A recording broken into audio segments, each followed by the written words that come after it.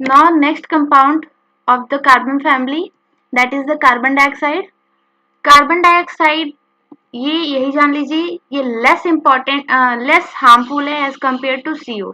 आपने पढ़ा सीओ क्या कर रहा था, हमारे हीमोग्लोबिन के साथ एक स्टेबल कम्प्लेक्स फॉर्म कर रहा था एंड जिसकी वजह से पर्सन अनकॉन्शियस स्टेट या फिर उसकी डेथ हो जा रही है अगर वो कंडीशन कुछ देर तक चल रहा था तो।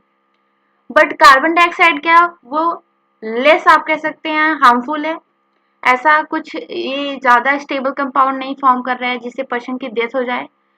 बट यहाँ पे एक इससे एक कह सकते हैं वर्स कंडीशन ये क्रिएट हो रहा है कि एज द फ्यूल्स आप देख रहे हैं फॉरेस्ट बर्न हो रहा है, कोल को जलाया जा रहा है, जिसकी वजह से कार्बन डाइऑक्साइड का लेवल हमारे एटमॉस्फेयर में इंक्रीज होता जा रहा है एंड इन गैसेस की इंक्रीज की वजह से ग्लोबल वार्मिंग हो रहा है।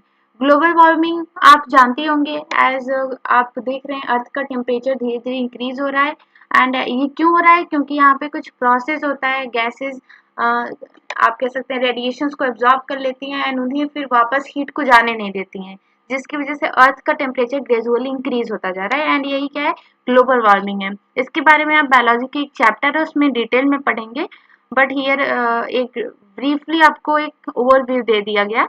So start with the preparation method of carbon dioxide. Complete combustion of the carbon containing compounds form CO2. अभी आपने पीछे देखा CO में that जब इनकम्प्लीट कंबस्शन हो रहा था या फिर कार्बन को लिमिटेड अमाउंट ऑफ ऑक्सीजन में कंबस्ट किया जा रहा था तो वहां पर CO फॉर्म हो रहा था। बट यहाँ पे अगर किसी कार्बन कंपाउंड जैसे कि हाइड्रोकार्बन हो गए, मेथेन, उन्हें अगर कंप्लीट या फिर आप कह सकते हैं एक्सेस अमाउंट ऑफ सीओ में एक्सेस अमाउंट ऑफ ऑक्सीजन में कंबस्ट किया जाए तो वहां पर CO2 फॉर्म होता है।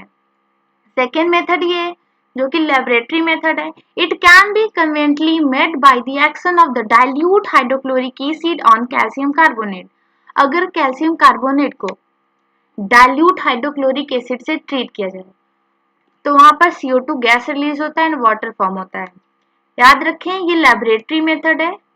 रिएक्शन तो याद रखें, साथ में ये भी याद रखा करिए कि वो कौन सा मेथड है, लेबोरेटरी मेथड है या इंडस्ट्रियल मेथड है। Next industrial method, it is produced as a by product during the manufacture of quick lime from the limestone. Limestone से अगर जब हम क्विक लाइम फॉर्म करते हैं, दैट इज करते क्या है, लाइम स्टोन को हीट करते हैं, that is calcium carbonate, heat करते हैं जिससे हमारा quick lime that is CaO form होता है। बट साथ में एक बाय प्रोडक्ट निकलता है दैट इज CO2 एंड यही क्या होता है, इंडस्ट्रियल मेथड है for the preparation of the CO2। Now properties की बात करें तो first property it is colourless and odourless gas. आपने CO में भी पढ़ा कि वो कलरलेस ऑर्डरलेस है, सिमिलरली यहाँ पर CO2 भी कलरलेस एंड ऑर्डरलेस गैस होता है। सेकेंड प्रॉपर्टी है that carbon dioxide is an acid anhydride of the carbonic acid which is a weak dibasic acid and ionised in two step as follows. Carbon dioxide एक आप कह सकते हैं acid anhydride है, किसका, कार्बोनिक एसिड। जब carbonic acid को आप हीट करेंगे तो वहां पर CO2 फॉर्म होता है, दैट मीन्स इसका क्या है, एनहाइड्राइड फॉर्म है। एंड ये जो आपका कार्बोनिक एसिड होता है ये अगर वाटर से इसको रिएक्ट कराएं या फिर हाइड्रोलाइज कराएं तो ये दो स्टेप में आयनाइज होता है। पहले स्टेप में तो यहाँ पे देखिए बाइकार्बोनेट आयन का फॉर्म हुआ है एंड जब बाइकार्बोनेट आयन फर्दर आयनाइज होता है तो यहाँ पर कार्बोनेट आयन का फॉर्मेशन होता है एंड इसीलिए इसको डाइबेसिक, वीक है बट डाइबेसिक एसिड है बिकॉज इसका पीके वैल्यू थोड़ा ज्यादा होता है, इसलिए ये क्या है, वीक है। बट ये डाइबेसिक इसलिए क्योंकि दो स्टेप में H प्लस दे रहा है एंड हाइड्रोजन कार्बोनेट और bicarbonate buffer system helps to maintain the pH of the blood between 7.26 to 7.42। ये वैल्यू जनरली इंपॉर्टेंट है, मे भी आपको पूछा जा सकता है तो एज सच इसको याद रखें कि रेंज से। एंड आपके बॉडी में जो ब्लड है उस ब्लड का पीएच जो होता है मेंटेन रहता है। क्यों मेंटेन रहता है, क्योंकि वहां पर बफर सिस्टम होता है। किन चीजों का बफर सिस्टम होता है, तो hydrogen carbonate and bicarbonate ion का। अब यहाँ पे आप बफर सिस्टम जब इक्विलिब्रियम पढ़ेंगे तो वहां पे देखेंगे जब वीक एसिड या फिर वीक बेस एंड उसका साल्ट किसी भी स्ट्रॉन्ग एसिड या फिर स्ट्रॉन्ग बेस के साथ। जब कोई सोल्यूशन फॉर्म करता है तो उन्हीं को बफर सोल्यूशन कहते हैं। वैसे आप इक्विलिब्रियम में बहुत ही डिटेल में इसको पढ़ने ही वाले हैं, बट इतना जान ले कि हमारे ब्लड का जो पीएच होता है वो मेंटेन होता है because of the buffer system of the bicarbonate and hydrogen carbonate. Now carbon dioxide bicarbonate या फिर कार्बोनिक एसिड है, इसको भी हाइड्रोजन कार्बोनेट आयन भी कह सकते हैं बाइकार्बोनेट को।